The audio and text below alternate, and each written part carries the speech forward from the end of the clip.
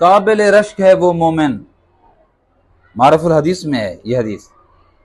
حضرت ابو امامہ رضی اللہ تعالیٰ عنہ فرماتے ہیں حضور علیہ الصلوۃ والسلام نے فرمایا میرے مومن امتی میں سب سے قابل رشک وہ شخص ہے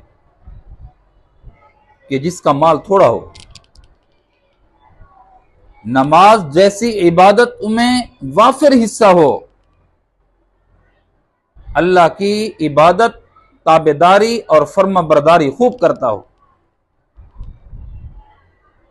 تھوڑے سے مال پر کفایت کرنے والا ہو, صبر اور شکر کا جذبہ اس کے اندر ہو.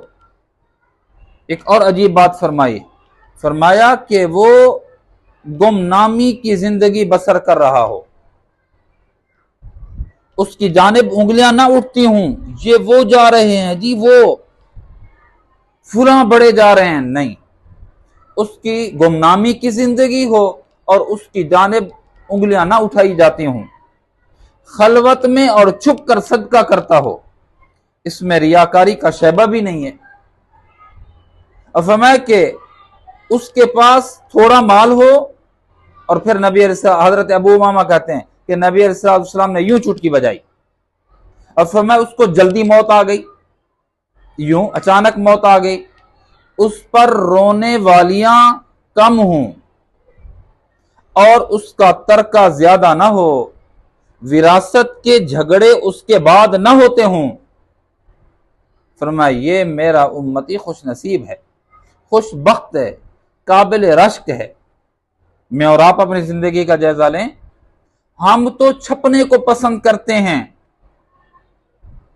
نمایاں ہونے کو پسند کرتے ہیں, ظاہر ہونے کو پسند کرتے ہیں, جبکہ اللہ کے نبی صلی اللہ علیہ وسلم نے فرمایا قابل رشک وہ امتی ہے جو چھپنے کو ناپسند کرتا ہو, چھپنے کو پسند کرتا ہو, خلوت میں اللہ کے لیے دھڑا دھڑ دیتا ہو. ہم تو عام مسلمانوں کا جو رواج ہے, خیرات کرنے والوں کا رواج ہے, ایک ڈبہ روٹی جو دیتے ہیں فوٹو بنواتے ہیں اس کا.